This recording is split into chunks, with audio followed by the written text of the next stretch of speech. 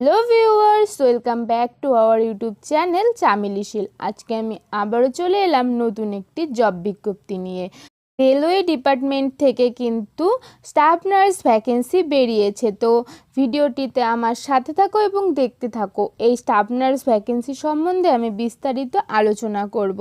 Online application date start কবে, last date কবে, কি করে অনলাইন অ্যাপ্লিকেশন করতে হবে, এলিজিবিলিটি ক্রাইটেরিয়া কি কি রয়েছে, এজ লিমিট, তারপর অ্যাপ্লিকেশন ফিস সব কিন্তু আমি এই ভিডিওর মাধ্যমে তোমাদের সাথে শেয়ার করব। তো ভিডিওটা একটু বড় হয়ে যাবে, তোমরা আমার সাথে থাকো এবং ভিডিওটি কন্টিনিউ দেখতে থাকো।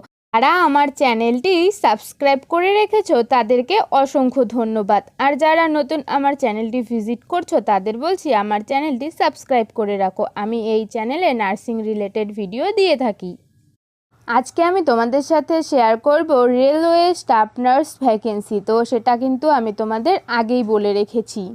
এখানে তোমরা দেখতে পাচ্ছ রেলওয়ে গভর্নমেন্টের তরফ থেকে কিন্তু এই নোটিশটি বেরিয়েছে। নোটিশ নাম্বারটিও দেখতে পাচ্ছ আর পাবলিশড হয়েছে 15/7/2024। Central departmental competitive examination online application date দেখো দেওয়া রয়েছে।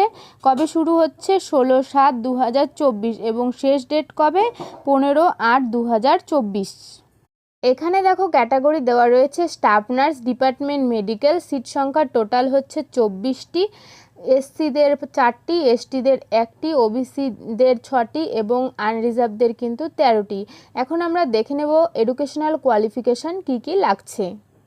Certificate as a registered nurse and midwife having past 3 years course in general nursing and midwifery from school nursing or other institution recognized by the Indian Nursing Council or BSc Nursing also। তো তোমরা দেখে নাও এখানে eligibility criteria কী দেওয়া রয়েছে, যে 3 বছরের GNM course করা থাকতে হবে, সাথে ইন্ডিয়ান নার্সিং কাউন্সিলিং দ্বারা অনুমোদিত নার্সিং ইনস্টিটিউট থেকে কিন্তু পাস আউট হতে হবে। তার সাথে বিএসসি নার্সিংয়েরও সেম রয়েছে, বিএসসি নার্সিংরাও কিন্তু এই অ্যাপ্লিকেশনটি করতে পারবে। তারপরেই আমরা দেখে নেব এজ লিমিট কী কী রয়েছে। এখন দেখো এজ লিমিট দেওয়া রয়েছে আনরিজার্ভদের 42 ইয়ার্স, ওবিসিদের 45 ইয়ার্স এবং এসসি এসটিদের 47 ইয়ার্স। আর অ্যাপ্লিকেশন ফিস তোমাদের দেখো দেওয়া রয়েছে নীল, অ্যাপ্লিকেশন ফিস তোমাদের লাগছে না। এখানে দেখো জেনারেল ইনস্ট্রাকশন কিছু দেওয়া রয়েছে। মোড অফ অ্যাপ্লিকেশান দেওয়া রয়েছে অনলাইন প্রসেসিংয়ে কিন্তু তোমাদের অ্যাপ্লিকেশন হবে। এইদিকে দেখো তোমাদের অনলাইন অ্যাপ্লিকেশন করবে যে ওয়েবসাইট দেওয়া রয়েছে, এই অফিসিয়াল ওয়েবসাইটে কিন্তু তোমাদের অনলাইন অ্যাপ্লিকেশন হবে। এখানে দেখো নিচে আরও কিছু ইনস্ট্রাকশন কিন্তু এখানে দেওয়া রয়েছে, কি কি ডকুমেন্টস লাগবে অনলাইন অ্যাপ্লিকেশন করতে এবং অনেক কিছু এখানে তথ্য দেওয়া রয়েছে। তোমরা এটা একটু ভালো করে দেখবে।